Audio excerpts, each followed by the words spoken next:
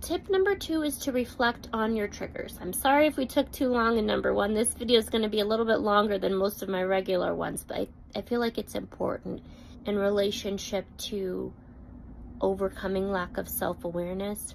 So tip number 2 is to recognize your triggers. All of the triggers that we have as adults or young adults have to do with experiences that we've had in the past that are showing up in the present. Something in the present is reminding us that we had in the past, and it's bringing up an emotion. That emotion might be stress or anxiety. It might be fear. It might be anger. But regardless of that feeling, you want to make sure that you're paying attention to what's triggering the feeling, right? Like not just in the moment, but what was the source of the trigger so many years ago that keeps popping up in your present day and keeping you from having healthy relationships in the present, in the future. And sometimes that might mean you, depending on how traumatic the event might have been, it might be something that you need to revisit with a therapist, but it's still something that you want to take a look at.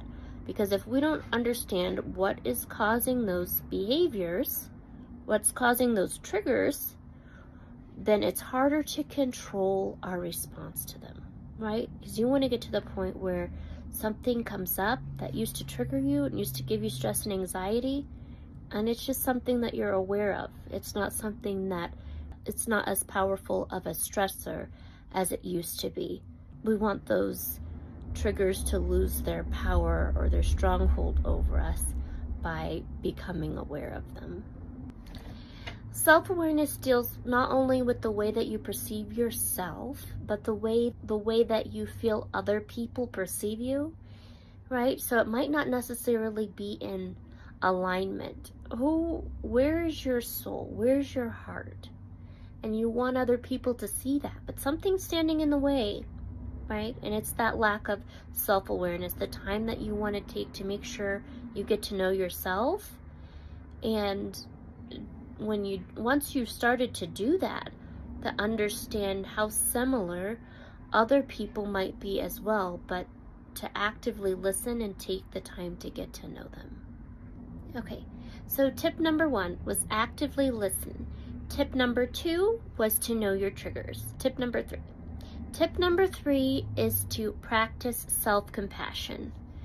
If you ever wonder why you're looking up and you're in a relationship with someone else who doesn't seem to be sensitive to your needs, right? Or, on the other hand, you can be in a relationship with someone else and you're not sensitive to their needs because you're not sensitive to your own needs. You can mess up and you're not patient with yourself. You can have an accident and it's never okay. Right? It's never okay. So then when someone's around you and they have a misstep, or they forget to bring home the milk, or they didn't show up the way that you needed them to in the relationship, in the study group, and all of a sudden you fly off the handle because that's the way you treat yourself, right? If you can start to show more compassion to yourself, it will be easier for you to show compassion to other people. How do we do that? How do we start to show compassion to ourselves when we've spent so many years not doing that? Sometimes it starts small by you thinking about the things that you're good at. What are you good at doing? Are you good at drawing? Are you good at math or skateboarding? Do you have a good heart? And I'd say that 9 out of 10 of you who are watching this would have a good heart. Otherwise, you probably don't care about whether or not you're self-aware. You just want everyone to deal with however you've decided to show up in life. But the fact that you are making an effort to work on your personal growth and development is something that you can be proud of. So maybe cut yourself a little bit of slack. Don't be afraid to give yourself a pat on the back now and then. It'll make it easier if you can have compassion for yourself to do the same for others.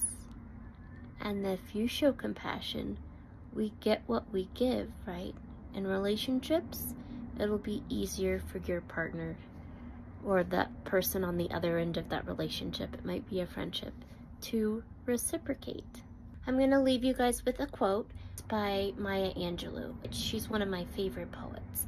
In it, she says, "People will forget what you said. They will never forget how you made them feel." It's so powerful, right? Because if you're in a relationship with someone else, no matter what's going on, if it's a friendship, if it's a personal relationship, and they've done something that's triggering you, you're stressed out, you can communicate effectively without invoking negative emotion. I think that's something that, like a misconception that a lot of people have. We know that feelings have power behind them, right? So you know, if you want someone to hear you, you can invoke an emotion while you're telling them something that will force them to listen to what you're saying. But whether or not they internalize what you're saying depends on how you deliver the message. So you can be angry and someone will hear you in the moment, but what they internalize, what they're really listening to, what they remember, is how you made them feel, more than your words, right? They remember the energy that you gave them when you were telling them something. And that energy speaks louder than your words. Now it's your turn. How do you guys navigate self-awareness in your relationships? We would love for you to share with us. Or if you have any comments, please post those below. And if you have any questions, please feel free to DM me. Thank you all for watching, and I will see you in the next video. Bye, guys.